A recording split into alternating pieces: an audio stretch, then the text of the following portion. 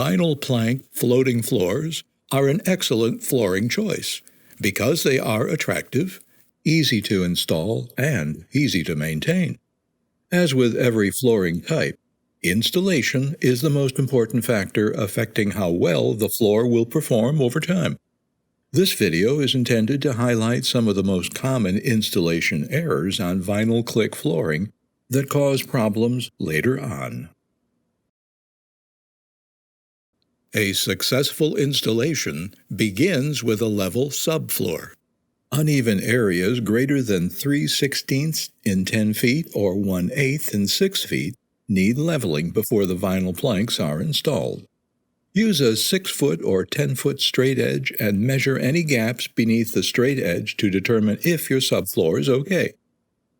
This installer is using a straight edge to carefully spread floor leveler out in a wide area. Why bother leveling the subfloor? If the subfloor isn't flat, the vinyl floor will flex, causing deflection. As the planks move up and down, the locking system is stressed and eventually breaks. If the subfloor has a slope, the vinyl floor will walk downhill, causing compression of the floor. With the passage of time, compression causes the planks to bend and the locking mechanism to break. So remember to check the subfloor before beginning and level it if necessary. Next Floor recommends a 6mm polyfilm moisture barrier to be used with below-grade and on-grade concrete subfloors to help prevent the growth of mold and mildew. Lack of expansion room is the most common installation error. Vinyl floors will shrink and grow with atmospheric fluctuations. Expansion room is critically important so that the floor can float as it expands and contracts. Without expansion space, tension will build up on the floor when the planks expand. Ultimately, the floor curls or breaks as it tries to relieve the compression pressure.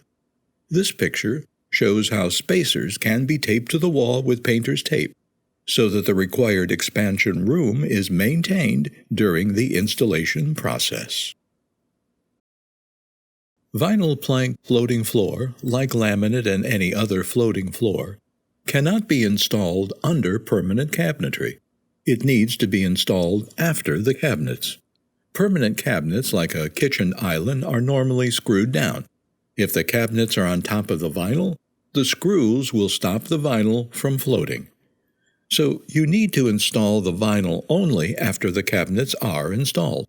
And as always, maintain the expansion room around the cabinets. A coordinating molding can be used to cover the gap. The molding gets fastened to the cabinets. Nothing should penetrate the vinyl floor. When you install baseboards and other trim, take care to keep a little bit of space under the trim. The picture shows how a business card can slide between the baseboard and the floor. If the trim is too tight, the floor is pinched into place. The floor needs room to move. Installers sometimes fail to maintain expansion room at the exterior doors. The picture shows how a quarter-round molding is nailed to the wall below the door. The fasteners never penetrate the floor. The vinyl floor can easily float under the molding with minimum 3/4 expansion space. A business card slides under the molding, showing that the floor isn't pinched into place.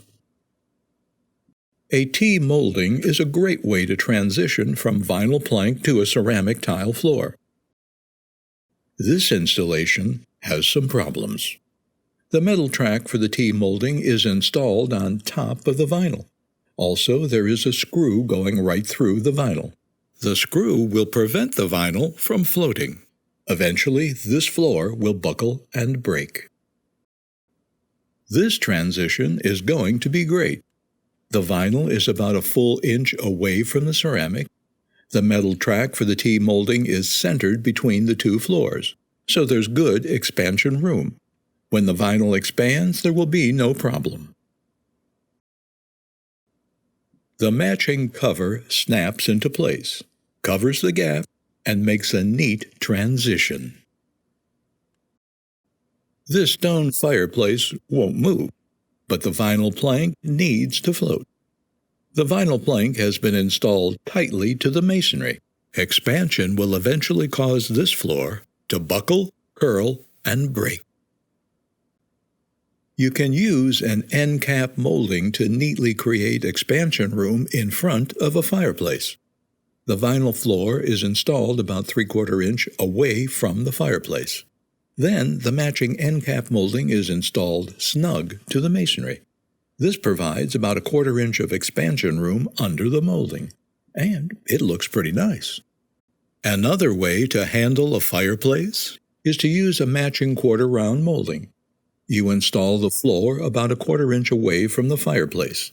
Then you adhere the quarter-round to the fireplace with construction adhesive. Notice there are no nails or screws into the floor. Vinyl plank is installed next to the bathtub. The entire installation of vinyl flooring will expand and contract with temperature changes. One way to create expansion room in front of a bathtub is with an end cap molding. The vinyl plank is installed about 1/2 inch away from the bathtub. Then an end cap molding is installed snugly to the bathtub. The metal channel is screwed to the subfloor. The molding snaps into place, leaving a tidy transition that will last. Another option is to use a matching quarter-round molding in front of a tub. You install the floor about 1/4 inch away from the tub. Then you adhere the molding to the tub with construction adhesive. No screws or nails into the floor, just the adhesive onto the tub. A lack of expansion room around door jambs is a major cause of installation failure. You need expansion room everywhere, especially around the doorways. This installer has neatly undercut the door jamb. There is plenty of room for the floor to expand and float under the trim. Notice the business card can easily slide under the trim. We've shown a couple of approaches that can be used to maintain expansion room around fixed objects. There are other methods. Suitable expansion space is critical when installing a floating floor. You'd be amazed to see how a single plank without expansion room can lead to a whole floor that buckles, curls, and breaks. Don't take a chance. Every single plank requires room to expand and contract in fluctuating environmental conditions. Thanks for taking a few minutes to learn about the common pitfalls in vinyl plank floor installation.